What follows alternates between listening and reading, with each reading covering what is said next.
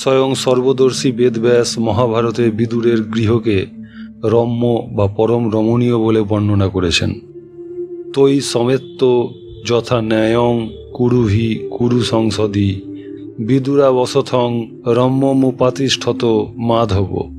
অর্থাৎ কুরু রাজসভায় শ্রীকৃষ্ণ কৌরবদের সঙ্গে কথাবার্তার পর কুরু সভা হতে নিষ্ক্রান্ত হয়ে বিদুরের রম্যগৃহে গমন করেছিলেন। বিদুর যদি সত্যই পর্ণকুটিরবাসী হতেন তাহলে তার গৃহকে ব্যাসদেব কোনো মতেই রম্যগৃহ বলে বর্ণনা করতেন না। শুধু তাই নয়, শ্রীকৃষ্ণ বিদুর গৃহে যে শয্যায় শয়ন করেছিলেন বেদব্যাস তাকে যদু সুখবহ অর্থাৎ শ্রীকৃষ্ণের পক্ষে পরম সুখপ্রদ এবং আরামদায়ক বলে বর্ণনা করেছেন। ইত্যেব মুক্তা বচনং বৃষ্ণিনা বৃষ ভস্তদা শয়নে সুখ সংস্পর্শে শিষ্যে যদু সুখাবহ। এই শ্লোকের অর্থ কুরু পাণ্ডব সভায় সন্ধি বিষয়ে কৌরবদের সঙ্গে যেসব কথা হয়েছিল শ্রীকৃষ্ণ তা বিদুরকে বলে সুখ সংস্পর্শ আরামপ্রদ শয্যাতে শয়ন করেছিলেন।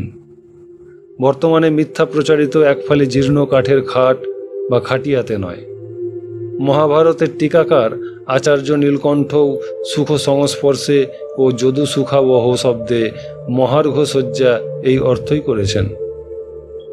चतुर्दश प्रश्न। अच्छा कहिए तो आप क्या विदुर जी को वैष्णव मानते हैं कि नहीं?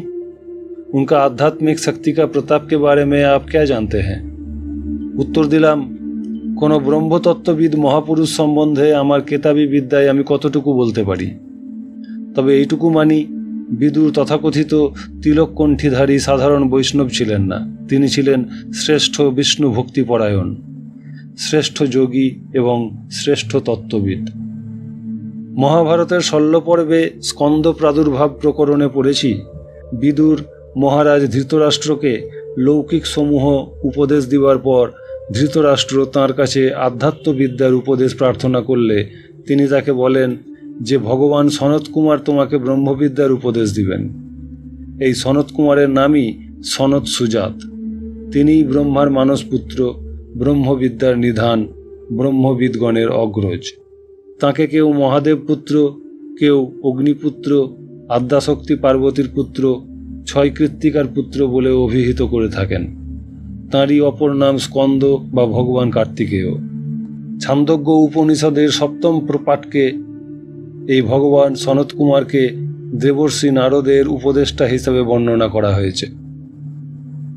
বিদুরের কাছে এই কথা শুনে ধৃতরাষ্ট্র তাকে বলেন, হে বিদুর, ভগবান সনত কুমার আমাকে যে উপদেশ দিবেন তা কি তুমি জানো না? কিং তং ন বেদ। তদুত্তরে বিদুর বলেন, শূদ্র যৌনাবহং জাত নাত হন্নদ বক্তুমুৎসহে কুমারস্য তু যা বুদ্ধির বেদ শাশ্বতী মহম। ভগবান সনত কুমার তোমাকে যে বিদ্যা বলবেন সেই শাশ্বতী ব্রহ্মবিদ্যা আমিও জানি, কিন্তু আমি তা তোমাকে উপদেশ করতে পারি না, কারণ আমি শূদ্র জনিতে উৎপন্ন হয়েছি।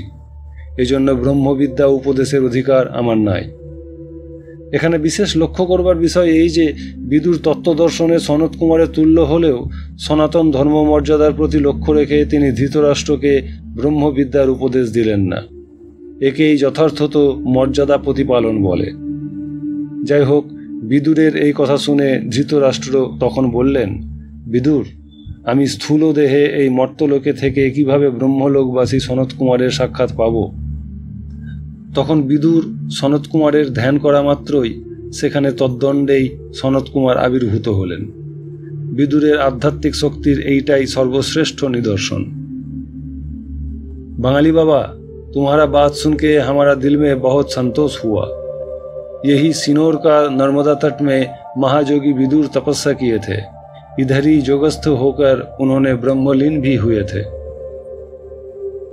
আমি বললাম, তপস্যার পরিপূর্তির জন্য দেবতারাও যুগে যুগে মা নর্মদার ক্ষেত্রে এসেছেন, কাজেই বিদুরও এসেছিলেন, একথা অবনত মস্তকে মানছি।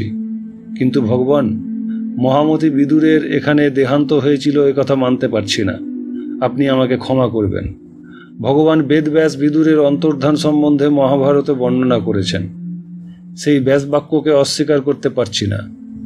আশ্রমবাসিক পর্বে আছে, কুরুক্ষেত্রের মহাসমরে সব শ্মশান হয়ে গেলে শোকে দুঃখে দীর্ণ ধৃতরাষ্ট্র যুধিষ্ঠিরাদির কাছে বিদায় নিয়ে মৃত স্বজনবর্গের পারলৌকিক কৃত্য সম্পন্ন করার জন্য গান্ধারী, কুন্তী, বিদুর ও সঞ্জয়কে নিয়ে কুরুজাঙ্গাল প্রদেশে জঙ্গলের মধ্যে রাজর্ষি শতযূপের আশ্রমে যখন অবস্থান করেছিলেন, সেই সময় ইন্দ্রপ্রস্থ হতে যুধিষ্ঠির গিয়েছিলেন তাঁদের সঙ্গে দেখা করবার জন্য।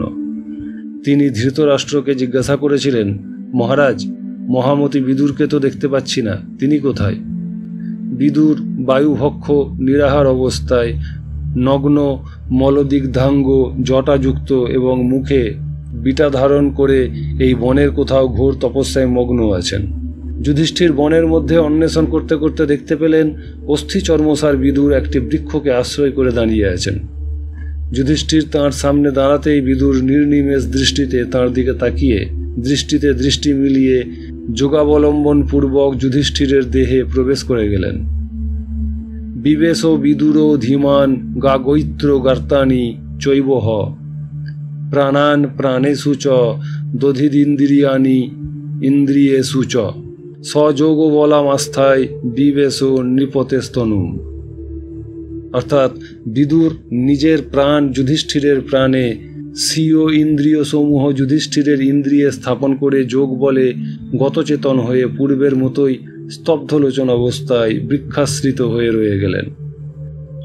যুধিষ্ঠির তার সেই মৃতদেহ সৎকারের জন্য উদ্যোগ করতেই সহসা দৈববাণী হল, ভো ভো রাজন না দগ্ধব্য মেতদ বিদুর সঙ্গকম কলেবরমি হইবং তে ধর্ম এসো ভবিষ্যন্তাস্য এসো সনাতনঃ লোকা শান্তানিকানাম ভবিষ্যন্তাস্য অশ্ব ভারত জাতি ধর্ম মবাপ্ত হস্যৌ নৈষ শোকা পরন্ত। হে রাজন, বিদুরের দেহ অগ্নিতে দগ্ধ করো না। বিদুরের দাহক্রিয়া না হলেও তাঁর সান্তানিক লোক অবশ্যই লাভ হবে। বিদুর জ্যোতি ধর্ম গ্রহণ করে দেহত্যাগ করেছেন বলে তাঁর জন্য শোক করা উচিত নয়। মহাভারতে এই বিবরণ থেকে জানা যাচ্ছে যে বিদুর নর্মদা তটে দেহ রক্ষা করেননি। আমার বক্তব্য শুনে পুষণগিরি মহারাজ কিছুক্ষণ চুপ করে বসে রইলেন। তারপর 15 নম্বর প্রশ্ন করলেন, ये मेरा आखिरी प्रश्न है। अच्छा कहिए तो नर्मदा तट में इतना रोज आप जो परिक्रमा कर रहे हैं, कुछ अनुभव किया कि नहीं किया? उत्तर दिलाम, पदे पदे अनुभव करेছি যে পরিক্রমাবাসীদেরকে যেমন মা নর্মদাকে সর্বদা চোখে চোখে রেখে পরিক্রমা করতে হয়, তেমনি মাতাজিও তাঁর পরিক্রমাবাসী সন্তানকে প্রতি মুহূর্তে চোখে চোখে রাখেন। আর কিছু বলতে আমি অপারগ। আমার কথা শেষ হতেই তিনি তাঁর সহকারী চেলাকে বললেন, जगदानंद, इनको लिए नौका की चिट्ठी बना दीजिए, उसमें सील मोहर भी मार दो, कागज में हम खुद दस्तखत करेंगे।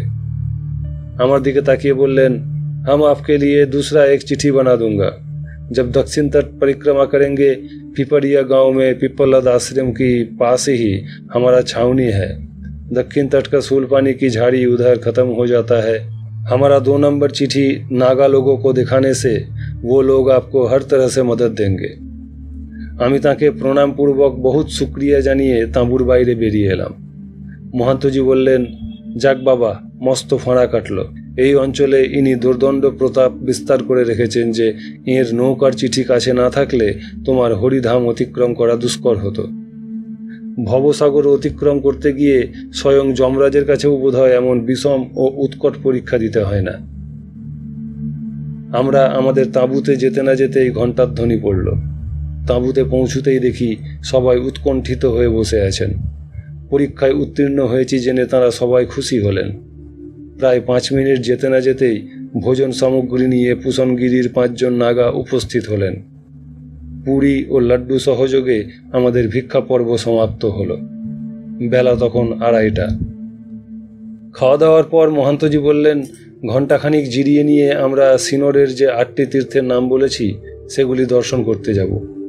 সেই 8টি তীর্থের মধ্যে নিষ্কলঙ্কেশ্বর এবং কেদার তীর্থ বাদ দিলে বাকি 6টি তীর্থই ভগবান স্কন্দকে কেন্দ্র করেই গড়ে উঠেছে। ভগবান স্কন্দ বা কার্তিকেয়ই যদি বেদব্যাসের মতানুসারে ব্রহ্মবিদ্যার জনক ভগবান সনত কুমার হন, তাহলে এই কথা স্বীকার করতেই হবে যে তাঁর কৃপাধন্য মহামতি বিদুর নিশ্চয়ই এখানে তপস্যা করেছিলেন। কুশনগিরিজির প্রশ্নের উত্তরে বিদুর এখানে ব্রহ্মলীন হননি বলে বাঙালি বাবা তুমি মহাভারত থেকে যেসব অকাট্য যুক্তি দিয়েছিলে তা আমরা সকলেই স্বীকার করতে বাধ্য, কারণ ব্যাসবাক্যের উপর আর কার কি কথা থাকতে পারে।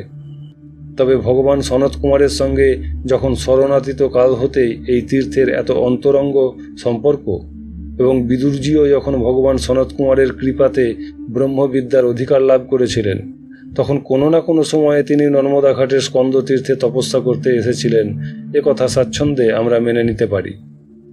ভেবে দেখছ কি, দেবসেনার প্রতি দেবসেনাদের সেনাপতি কার্তিকেয়ের নামের সঙ্গে সিনোরের অপর নাম সেনাপুর নামকরণটিতে কত সামঞ্জস্য আছে।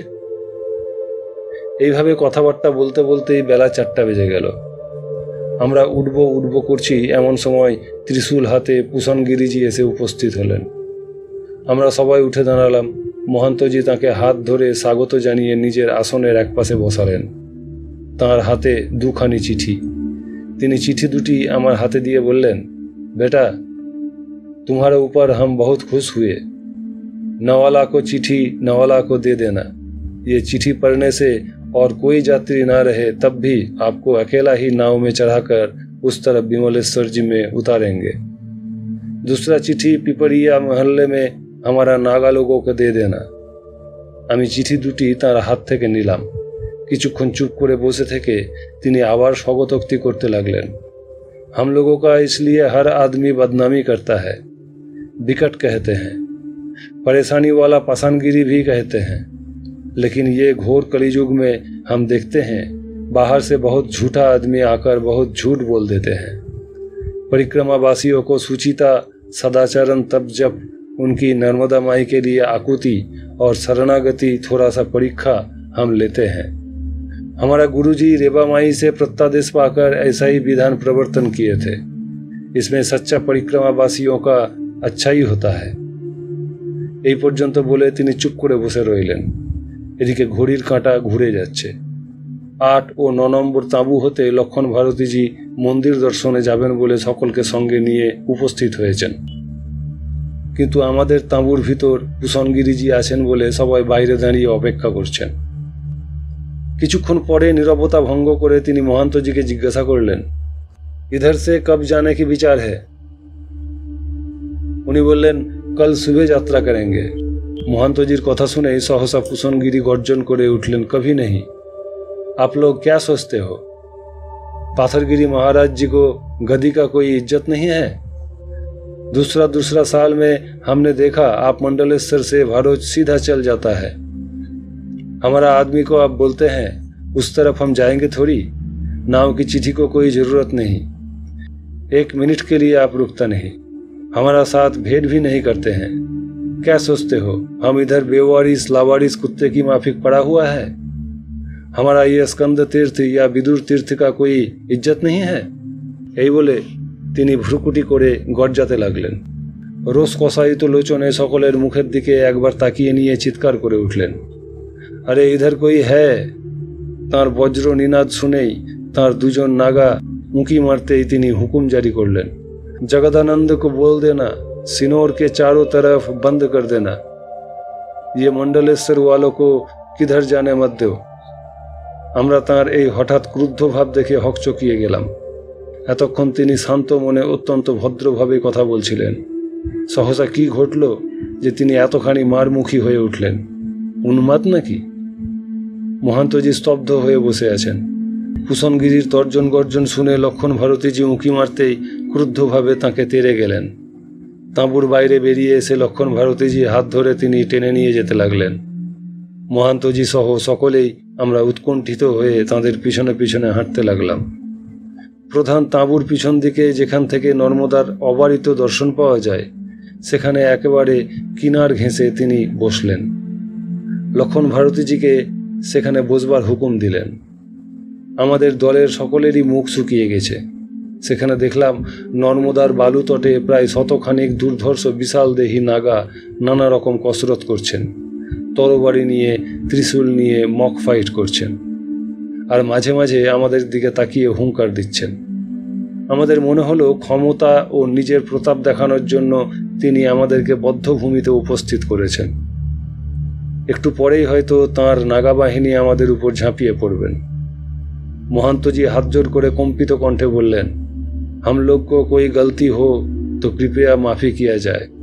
তাঁর হাত দুটো জড়িয়ে ধরে পুষণগিরি আবার ভ্রুভঙ্গি করে হুঙ্কার দিয়ে বললেন, आपका इम्तिहान देना पड़ेगा, आपको परीक्षा लेंगे। एक ठो ही प्रश्न करता हूँ, उसका जवाब ठीक होने से मुक्ति देंगे, नहीं तो सबको पकड़ के नर्मदा में बीग देंगे। महंतजी भय भय बोलें, पूछिए। पुषणगिरी बोलें, कहिए तो इस श्लोक का क्या मतलब? বিরাজ রাজপুত্রারের জন্নাম চতুক্ষরম পূর্বার্ধং তব শত্রুনাং পরার্ধং তব বেশমণি। তিনি এই উদ্ভট শ্লোকটি বারবার উচ্চারণ করলেন। বলা বাহুল্য, মহান্তজি সহ আমরা কেউই ওই শ্লোকের কোনো অর্থ করতে পারলাম না। আমরা দেখলাম মহান্তজি তখন ঘেমে নেয়ে গেছেন। একজন বিকট উন্মাদের পাল্লায় পড়ে আশু কোনো বিয়োগান্তক শোচনীয় ঘটনা ঘটে যাবে মনে হলো, এই ভেবে তিনি থরথর করে কাঁপতে কাঁপতে মৃদু কণ্ঠে হর নর্মদে বলতে লাগলেন। পুষণগিরি অট্টাট্ট হাসিতে ফেটে পড়লেন। হাসতে হাসতেই তিনি মহান্তজিকে জড়িয়ে ধরে সশ্রদ্ধভাবে তাকে কাছে বসিয়ে বলতে লাগলেন, আপনারা তো উত্তর দিতে পারলেন না, এবার আমি ওই শ্লোকের অর্থ বলছি। যেহেতু আপনারা এই ইমতেহানে অকৃতকার্য হলেন, সেই জন্য তার শাস্তি হলো কাল পরশু আর 2 রোজ আপনাদেরকে এই তীর্থে বাস করতে হবে এবং আমাদের কাছে ভিক্ষা গ্রহণ করতে হবে। তিনি আমাদের সকলের কাছে এসে সবাইকে আলিঙ্গন করে শিরচুম্বন করলেন। তারপর শ্লোকের ব্যাখ্যা দিবার জন্য নিজের আসনে গিয়ে বসলেন। মহন্তজি তাকে হাসতে হাসতে বললেন, এই জন্য আপনার এত উগ্র রসের অভিনয় করার দরকার ছিল না। পুষণগিরিজি বললেন, क्या किया जाएगा, विकट महात्मा की रंग रस भी ऐसा ही विकट व उद्भट होता है। सुनिए श्लोक की अर्थ। बी पक्षी बी विस्कीरः पतत्रय इत्तमरः तस्य राजा गरुरः तस्य राजा प्रभुः तस्मिन् राजते इति वा श्रीकृष्णः तस्य पुत्र कामः तस्य अरेः शत्रुः शिवस्य यच्चतुरक्षरं वर्णचतुष्टय घटितं नाम मृत्युंजय इति तस्य नाम्नः पूर्वार्धं मृत्युरूपं तव शत्रुणां वेश्यनि गृहे तथा परार्धं जयरूपं तव वेश्यनि अस्तु इति शेषः। তাঁর এই ব্যাখ্যার বাংলা করলে এই দাঁড়ায় যে বি মানে পক্ষী, তার রাজা অর্থাৎ গরুর, আবার তার রাজা বা প্রভু হলেন শ্রীকৃষ্ণ, তাঁর পুত্র কাম, তাঁর পুত্র অরি কিনা মহাদেব। মহাদেবের যে 4 অক্ষরযুক্ত অপর সিদ্ধ নাম মৃত্যুঞ্জয়, সেই নামের পূর্বার্ধ অর্থাৎ মৃত্যু তোমার শত্রু গৃহে থাক, আর পরার্ধ অর্থাৎ জয় তোমার গৃহে বিরাজ করুক। পুষণগিরিজি বলে চললেন, আমি যেহেতু দীর্ঘকাল ধরে এই বিদুর তীর্থ জেগে বসে আছি, আমার কর্তব্য এই তীর্থ মাহাত্ম্য বর্ণনা প্রসঙ্গে বিদুরজি সম্বন্ধে কিছু বলা। অতি প্রাচীন যুগে মান্ডব্য নামে এক মৌন ব্রতী ঊর্ধ্ববাহু তপস্বী মৌন ব্রত ভঙ্গ না করায় এক তস্কর দলের সঙ্গে ধৃত হয়ে সে দেশের রাজার আদেশে শূলবিদ্ধ হন। কিন্তু তপপ্রভাবে তিনি জীবিত থাকেন। পরে তার পরিচয় জানতে পেরে রাজা তাকে শূল থেকে নামিয়ে দিলেও শূলের ভগ্ন অগ্রভাগ বা অনি তাঁর গুহ্যদ্বারে থেকে যায়। এই জন্য তাঁর নাম হয় অনিমান্ডব্য। বাঙালি বাবা, তুমি দক্ষিণ তট পরিক্রমাকালে অনিমান্ডব্যের তপস্যাস্থল দেখতে পাবে। এই অহেতুক যন্ত্রণা ভোগের জন্য ঋষি অনিমান্ডব্য ধর্মরাজের নিকট কৈফিয়ত দাবি করে জিজ্ঞাসা করেন, কোন পাপে তাকে এই শাস্তি দেওয়া হলো?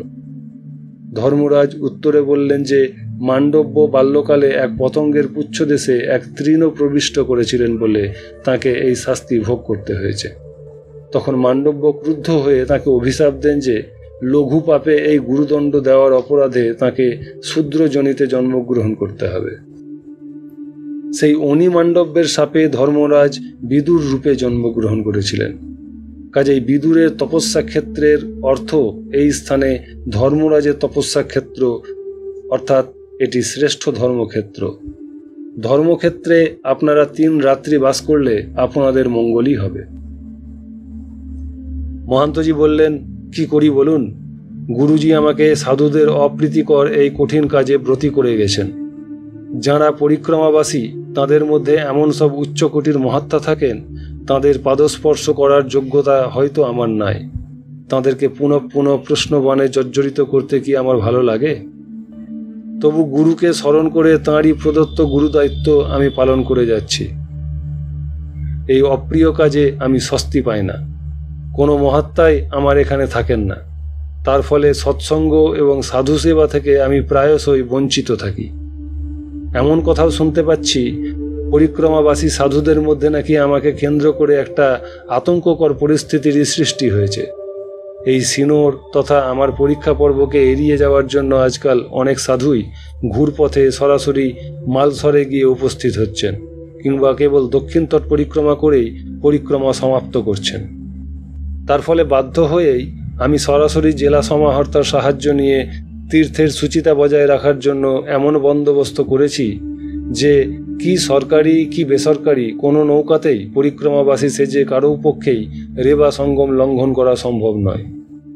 তাই ওই পারেও আমার অর্ধেক বাহিনীকে এমনভাবে কেন্দ্রীভূত করেছি যে সেখানকার পরীক্ষায় উত্তীর্ণ হতে না পারলে ওপার থেকেও কেউ যেন এপারের হরিধামে সমুদ্র লঙ্ঘন করে না আসতে পারে।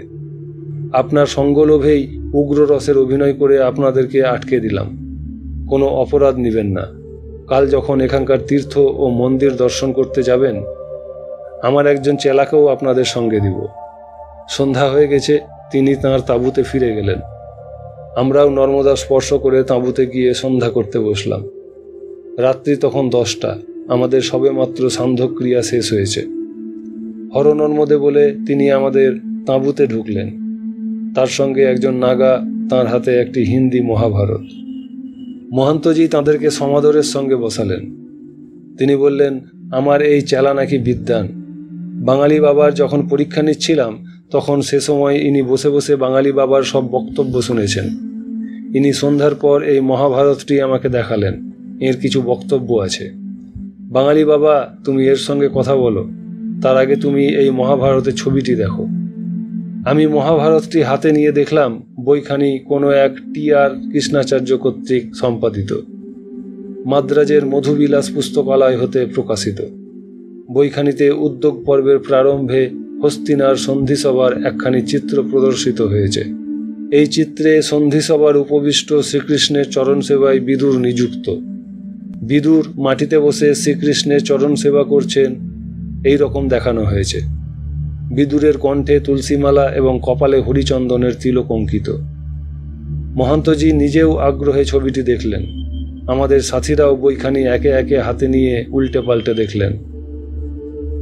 মহান্তজি এবং পুষণগিরি একসঙ্গে আমাকে জিজ্ঞাসা করলেন, এর পরেও কি তুমি বলবে যে বিদুর শ্রীকৃষ্ণ ভক্ত কণ্ঠীধারী বৈষ্ণব ছিলেন না?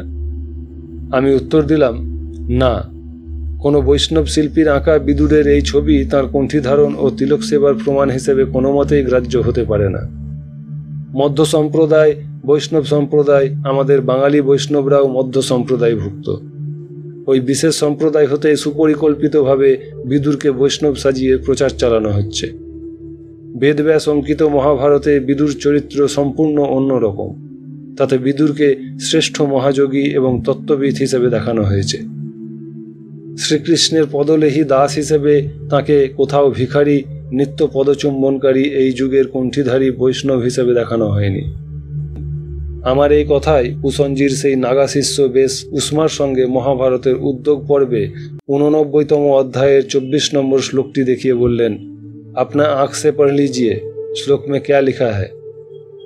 আমি উচ্চস্বরে পড়ে শোনালাম, যা মে প্রীতি হি পুষ্করাক্ষ তদ্দর্শন সমুদ্ভবা সা কিমাখ্যায়তে তুভ্য মন্তরাত্মহসি দেহি নহ। অর্থাৎ বিদুর শ্রীকৃষ্ণকে বলেছিলেন, হে পুণ্ডরীকাক্ষ, তোমাকে দর্শন করে আমার যে প্রীতি, যে আনন্দ লাভ হয়েছে তা তোমার কাছে আর মুখে কি ব্যক্ত করব। তুমিই সমস্ত জীবেরই পরমাত্মা। আমি অর্থসহ শ্লোকটি পাঠ করেই বললাম, কি আশ্চর্য, এই শ্লোকের মধ্যে বিদুরের কণ্ঠী ধারণের কি পরিচয় পেলেন? ওই উদ্যোগ পর্বের 134 অধ্যায়ে তো বিদুর ধৃতরাষ্ট্রকে বলেছিলেন যে কৃষ্ণই জগতের কর্তা, তাঁর বিরোধিতা করলে সকলেই বিনাশপ্রাপ্ত হয়। এই সব কথাতে প্রমাণিত হয় যে বিদুর শ্রীকৃষ্ণকে পরমাত্মা রূপে মানতেন। এই জন্যেই তো আপনার পরীক্ষাকালে আমি মহাভারতের বর্ণনা অনুযায়ী তাঁকে শ্রেষ্ঠ বিষ্ণু ভক্ত বলে অভিহিত করেছি।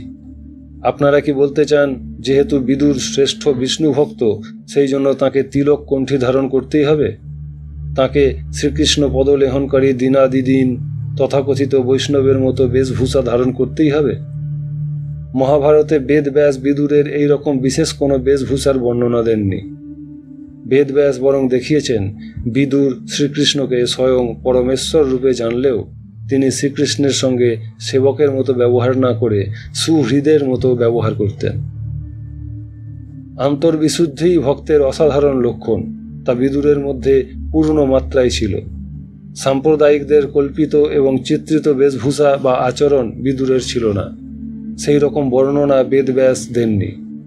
কৃষ্ণ বা বিষ্ণু ভক্ত হতে হলে বিশেষ কোনো বেশভূষা যথা তুলসী মালা বা তিলক আদি ধারণ করতেই হবে এমন কোনো কথা নয়।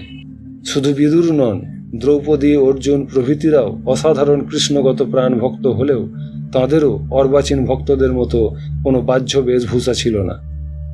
কি আশ্চর্য, স্বয়ং বেদব্যাস যেখানে বিদুরকে ব্রহ্মবিদ্যার নিধান ভগবান সনত কুমারের সমতুল্য শক্তিধর হিসাবে দেখিয়েছেন, স্কন্দ তীর্থে তা মানা হবে না কেন? আমার কথা শেষ হতেই পুষণগিরিজি তাঁর নাগা শিষ্যকে মহাভারত সহ বিদায় করে আমাকে বললেন, বাঙালি বাবা, আজ রাত में हमारा साथ में ठहरेंगे? महंतो जी आप अनुमति दीजिए, घबराइए मत, डर नहीं। महंतो जी চোখের ইশারায় আমার মন বুঝে নিয়ে সানন্দে মত দিলেন। আমি কম্বল জড়িয়ে তাঁর সঙ্গে তাঁবুর বাইরে এসে দাঁড়ালাম। তিনি পাহারারত একজন নাগাকে ডেকে চুপি চুপি কি বললেন। তারপর তাঁর তাঁবুতে গিয়ে কৌপিনটি মাত্র পরিধানে রেখে সম্পূর্ণ নগ্নাবস্থায় আমাকে সঙ্গে নিয়ে যেখানে আজ অপরাহ্নেই তাঁর নাগা বাহিনীর যুদ্ধের মহড়া দেখেছিলাম সেই মল্লভূমি অতিক্রম করে একেবারে নর্মদার কিনারাতে এসে পৌঁছালেন। দেখলাম ইতিমধ্যেই সেখানে দুটি চৌকি পাতা রয়েছে। আমাকে একটি চৌকিতে বসতে বলে নিজেও অপর চৌকিটিতে বসলেন। নর্মদার জল আমার মাথায় ছিটিয়ে দিয়ে বললেন, কম্বল খুলে একধারে রেখে দাও। যারা জাদা নেহেজি, কোন দেশ থেকে কত কষ্ট করে তুমি তপভূমি নর্মদার কোলে এসে পৌঁছেছ। মা নর্মদার দয়া তুমি নিশ্চয়ই পাবে। তুমি আমার কাছে জেনে নাও, যারা পরিক্রমার উদ্দেশ্যে আসেন মা নর্মদার সদা জাগ্রত দৃষ্টি তাঁদের উপর থাকে। এ কথা ধ্রুব সত্য। তোমার কথাবার্তা শুনে আমি খুশি হয়েছি বলে আমাদের গুরু পরম্পরা প্রাপ্ত একটি গুহ্য ক্রিয়া তোমাকে শেখাতে চাই। নর্মদার ঘাটে ঘাটে তীর্থ, প্রতি তীর্থেই যুগ যুগ ধরে দেবতা, কত ব্রহ্মর্ষি এবং মহর্ষিরা দীর্ঘকাল ধরে তপস্যা করে গেছেন। তাঁরা অপ্রকট হয়েছেন, কিন্তু তাঁদের সেই চিৎস্পন্দন, তাঁদের ধ্যান শক্তি, মনন শক্তির চিৎকণা এখনও ইথারের তরঙ্গের মধ্যে বিদ্যমান। এই জিনিস কখনো ধ্বংস হয় না। শত সহস্র তরঙ্গাভিঘাতের মধ্যেও ক্ষণিকের জন্যও যদি সেই শুদ্ধ চিৎকণার ধারার সঙ্গে একীভূত হতে পারো, তাহলে মনের অবস্পন্দন, চিত্তবিক্ষেপের যা হেতু তা মুহূর্তে অপসৃত হয়ে যাবে। যে তীর্থে, যে ঘাটে বা যে গুহায় তুমি থাকবে, সেখানে পূর্বে যিনি সাধনা করে গেছেন তাঁর চৈতন্য শিখার ঢল যা ইথারের মধ্যে অনুস্যূত হয়ে আছে, তা ধীরে ধীরে প্রকট হয়ে ঊর্ধ্বের পথে চৈতন্য সমুদ্রের দিকে টানতে থাকবে। এই যেমন মা নর্মদার ধারা বয়ে চলেছে সাগরগামিনী হয়ে, এই ধারার মধ্যে তুমি আমি যদি পড়ে যাই, তাহলে যেমন স্রোতের টানে পড়ে অবশভাবে ভেসে যাব রেবা সঙ্গমে, এই ব্যাপারটাও কতকটা সেই রকম। এই জন্যেই তীর্থে যেতে হয়। তীর্থে ঘুরে গেলেই কোনো কাজ হয় না। পূর্বে যেসব সাধক তীর্থে গিয়ে সিদ্ধকাম হয়েছিলেন, তাঁদের চিৎকণার ধারাকে ইথার হতে টানতে পারলে তবেই সিদ্ধি সুগম হয়। এই পদ্ধতি কতকগুলি গুহ্য ক্রিয়া সাপেক্ষ। আমি সেই গুহ্য ক্রিয়া তোমাকে শেখাচ্ছি, তুমি শিখে নাও, আয়ত্ত করার চেষ্টা করো। শ্বাস প্রশ্বাসের ক্রিয়া তিনটি, তন্থির, মন্থির, বায়ুথির নামক তিনটি পদ্ধতি তিনি বারবার দেখাতে লাগলেন। আমিও তাহা পুনঃ পুনঃ অনুসরণ করতে লাগলাম। মোটামুটি কতকটা যৎদৃষ্টং তৎকৃতং হওয়ার পর তিনি বললেন, এইবার তোমার ইষ্ট মন্ত্রকে কিভাবে অনুলোম ও বিলোম ক্রমে জপ করবে তা শিখিয়ে দিচ্ছি। অনেকক্ষণ ধরে অনেক চেষ্টা করে অনুলোম বিলোম ক্রমে জপের কৌশলটি শিখতে পারলাম। তিনি বললেন, নর্মদা ক্ষেত্রে যেখানেই রাত কাটাবে সেখানেই এই ক্রিয়ার অনুষ্ঠান করবে। ক্রিয়া কিছুটা আয়ত্ত হলেই তুমি কাউকে দেখা মাত্রই সেই লোকটা কী প্রকৃতির, এমনকি কোনো জীবজন্তু, পশু পক্ষী, এমনকি কোনো বৃক্ষ লতা দিয়েও কোন প্রকৃতির তা ধীরে ধীরে বুঝতে পারবে। তাদের দেহোদ্ভূত গন্ধ ও বর্ণ হতেই তাদের সাত্ত্বিক, রাজসিক বা তামসিক প্রকৃতির পরিচয়ও তোমার কাছে ধরা পড়ে যাবে। কিন্তু এই বাহ্য, মূল কথা তীর্থক্ষেত্রে বা ঋষি মুনি তপস্বীদের সাধন ক্ষেত্রে কোনো শুদ্ধ চিৎকণার প্রবাহ ধরতে পারাটাই মূল লক্ষ্য। অনুলোম বিলোম ক্রমে জপের কৌশলটাই মূল, কারণ তার সাহায্যেই ইথারে নিত্য প্রবহমান সূক্ষ্মাতি সূক্ষ্ম চিৎকণাকে তুমি টানতে পারবে। এই বলে তিনি প্রত্যেকটি ক্রিয়া পুনরায় দেখাতে লাগলেন। এক নজর আকাশের দিকে তাকিয়ে দেখি পূর্বাকাশে শুকতারার উদয় হয়েছে। তাঁর শেখাতে কোনো ক্লান্তি নাই। প্রাচীন ঋষিমুনিরা বা এই যুগের কোনো ছাত্র প্রাণ আচার্য যেমন মন প্রাণ ঢেলে প্রিয় ছাত্রকে শিক্ষা দিতেন বা দিয়ে থাকেন, নর্মদা তটের এই সাধুরও দেখছি তেমনি অদম্য উৎসাহ। তিনি পুনরায় অনুলোম বিলোম ক্রমে জপের কৌশল দেখাতে দেখাতে নিজেরই ইষ্টমন্ত্র একবার অনুলোম ক্রমে আর একবার বিলোম ক্রমে অতি স্পষ্ট স্বরে তালে তালে গমকে উচ্চারণ করতে লাগলেন। তারপর একেবারে নিস্তব্ধ হয়ে গেলেন। সকাল হয়ে গেল। 2-3 বার জোরে জোরে ডাক দিলাম, কোনো সাড়া নেই। বড়ই বিব্রত বোধ করছি। চৌকি থেকে উঠে তাঁর তাঁবুতে গিয়ে তার কোনো নাগা শিষ্যকে ডেকে আনবার জন্য এগোতে গিয়ে দেখি 4 জন নাগা এই দিকেই আসছেন। তাঁরা আমাকে বললেন, कोई फिक्र नहीं, हर रोज ऐसा ही होता है, आप जाकर उनके ताबू में लेट जाइए, हमारा गुरुजी जितनेंद्र है, सूर्योदय होने के साथ साथ उनका उत्थान होगा, हम लोग उनको ले जाऊंगा। তাঁরা বারবার তাগিদ দিতে বাধ্য হয়ে কুসুমগিরিজির তাঁবুতে গিয়ে কার্পেটের উপর কম্বল মুড়ি দিয়ে শোয়া মাত্রই ঘুমিয়ে পড়লাম। যখন ঘুম ভাঙল তখন দেখি তিনি গায়ে ভস্ম মাখছেন। তাঁর স্নান পর্ব শেষ হয়েছে। তিনি বললেন, सुबह 8 बज गया, अभी जाइए महंत जी के पास, किसी को कुछ मत बोलना, नहा धोकर हमारा पास आइए, हम सबको लेकर अष्ट तीर्थ दिखा देंगे। আমি তাকে প্রণাম করে ফিরে এলাম মহান্তজির কাছে।